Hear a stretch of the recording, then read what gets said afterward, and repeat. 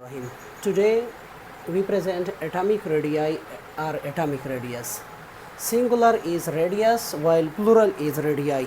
So what is atomic radius or what is atomic radii? The distance between the nucleus and the outermost shell means last shell, valence shell of electrons of an atom is called atomic radius. मतलब क्या हुआ, जब हम nucleus से आखिरी shell तक ये distance measure करते हैं, मतलब न्यूक्लियस से लेकर वैलेंस शेल तक लास्ट शेल तक जो डिस्टेंस है इसे हम कहते हैं एटॉमिक रेडियाई. इस तरह हमारे दूसरे टर्म भी है जिसे हम कहते हैं कोवेलेंट रेडियाई, या हमारे पास है मेटालिक रेडियाई या वंडरवाल रेडियाई.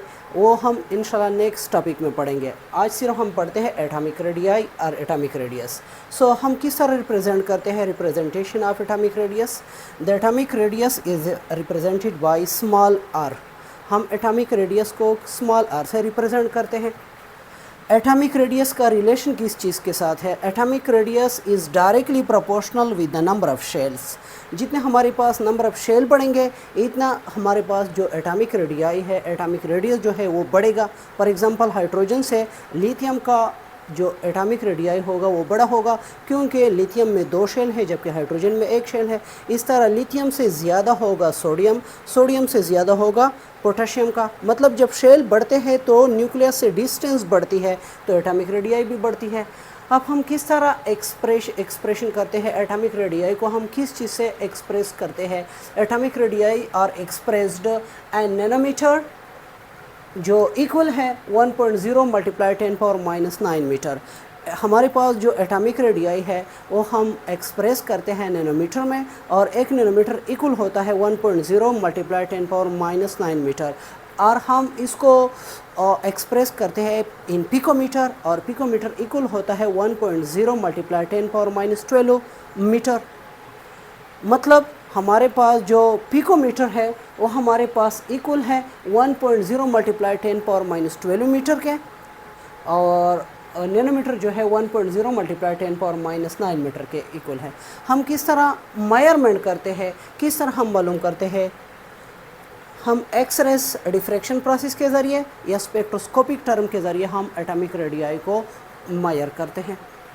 अब हमारे पास ट्रेंड है, एक जब हम जाते हैं पीरियडिक टेबल में लेफ़्ट राइट जाते हैं मतलब पीरियड में तो एटॉमिक रेडियस पर क्या होता है, या जब हम आते हैं अप टू डाउन ग्रुप में तो एटॉमिक रेडियस पर क्या होता है. तो trend of atomic radius in a period, the atomic radius decreases from left right mean in period. जब हम लेफ़्ट राइट जाते हैं, फॉर एग्जांपल हम जाते हैं lithium, beryllium, boron, carbon, nitrogen, oxygen, fluorine, यानी हमारे पास सेकंड पीरियड है. तो जब हम लेफ़्ट राइट जाते हैं तो हमारे पास एटॉमिक रेडियाई बार बार डिक्रीज़ होती है. लिथियम से एटॉमिक रेडियाई छोटी होगी बेरिलियम से एटॉमिक रेडियाई बोरान की छोटी होगी, बोरान से कार्बन की कम होगी, एंड सो ऑन. मतलब लेफ़्ट राइट जब हम जाते हैं तो एटॉमिक रेडियाई बार बार डिक्रीज़ होती है. रीज़न क्या है इसके, मतलब इसका क्या रीज़न बनता है? सबसे पहला रीज़न ये है जब हम लेफ़्ट राइट जाते हैं शेल नहीं बढ़ते, no addition of new shell. दूसरा रीज़न इलेक्ट्रॉन उसी ही शेल में ऐड होते हैं, electrons adds in the same shell. Third reason protons added in nucleus so increase the nuclear pull. जब हम लेफ़्ट राइट जाते हैं एटॉमिक नंबर बढ़ता है. लिथियम न्यूक्लियस के अंदर 3 प्रोटॉन्स, बेरिलियम में 4 प्रोटॉन्स, बोरान में 5 प्रोटॉन्स, कार्बन में 6 प्रोटॉन्स, नाइट्रोजन में 7, ऑक्सीजन में 8 प्रोटॉन्स, फ्लोरीन में 9 प्रोटॉन्स, जबकि नियान में 10 प्रोटॉन्स. प्रोटॉन्स बढ़ते हैं लेकिन हमारे पास शेल नहीं बढ़ता. साथ में शील्डिंग इफेक्ट भी कांस्टेंट होता है फ्रॉम लेफ़्ट राइट. तो मेरा क्वेश्चन आपसे यह है कि नाइट्रोजन और ऑक्सीजन की एटॉमिक रेडियाई क्यों सेम है? Please comments.